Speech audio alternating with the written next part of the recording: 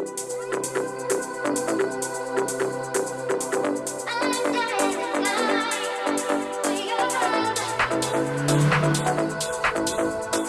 today we've got my Twingo Rs133, new edition. I only had this for a couple of months, but it is a great car, so let me tell you a little bit more about it.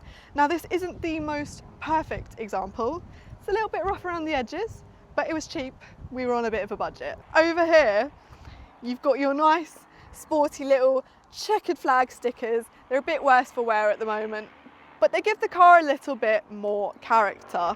Now, common problem on these lights, which mine is unfortunately experiencing, is a bit of condensation, but you know, easy fix. You just buy another light and off you go. Over here you've got your Renault Sport RS badge. This particular one is an aftermarket one, which is also coming off a little bit, so we will just ignore that. To match the grey over there, you've got the grey mirrors. This is probably not the best one to look at because this one is a little bit f***ed up. If we come over to the back, I look at the back of this car, right? It looks fat. I can't see because it's windy, but you can probably see that this car looks fat. It looks beautiful. First thing I did when I bought the car was fit a lovely new shiny Scorpion exhaust.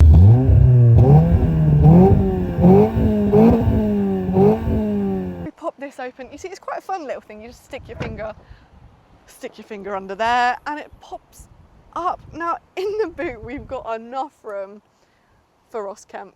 And what more could you really ask for? But the Twingo RSs are really good.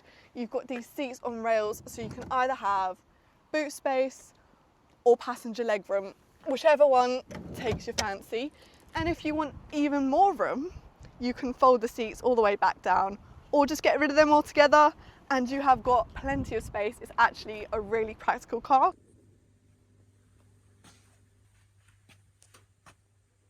Now, if we come round to the driver's side over here, we have got the same door handles as the Renault 5. You come inside, Renault Sport on the door over there.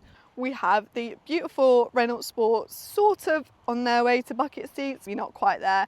You've got the lovely Renault Sport stitching. You've got your red seat belts. These ones could probably do with a clean, so let's not look too closely at them. Now, if you come in here, you've got your sport pedals, your rev gauge right here, right in front of you. So, you know, most important things you can see. Here, you've got all your control buttons and each one of them has a slightly different sound because, you know, this car is just unique and it's quirky. It's a massive button in the middle, which you would think would be the volume button. You know, that's what I thought when I first bought the car. No, that is to skip your songs. Here you've got your lovely dash. You know, it's a bit cheap, it's a bit plastic, but this is a budget French car from 2009, so we couldn't really expect anything less. Loads of room in here, and you've got nice access to your OBD port, which you will probably be needing because at some point this car will give you some problems. I think, you know, you get a horn over here. No, where is the horn on a Twingo? Sounds nice and French as well. Now this car is great because to the average person, it looks like the kind of car that 90-year-old Dorothy is going to go to Tesco's in. Little do they know. This is a 1.6 litre, naturally aspirated, amazing bit of French engineering.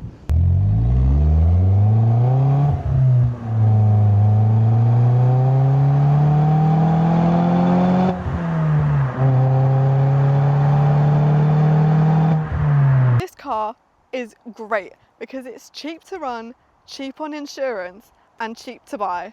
This one set me back about £2.5 grand and it had just had the belts done.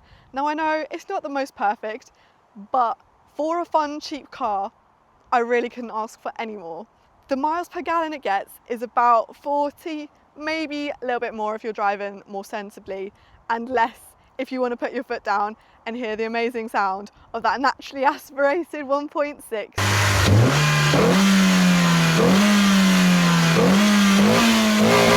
This is also a cheap car to insure. I did a quote the other day and it was about £500. I'm 19, on like 2 years, no claims. So I'd say that's pretty good going for a nice fun car. 133 horsepower in a French lunchbox. Just get yourself a Twingo RS really.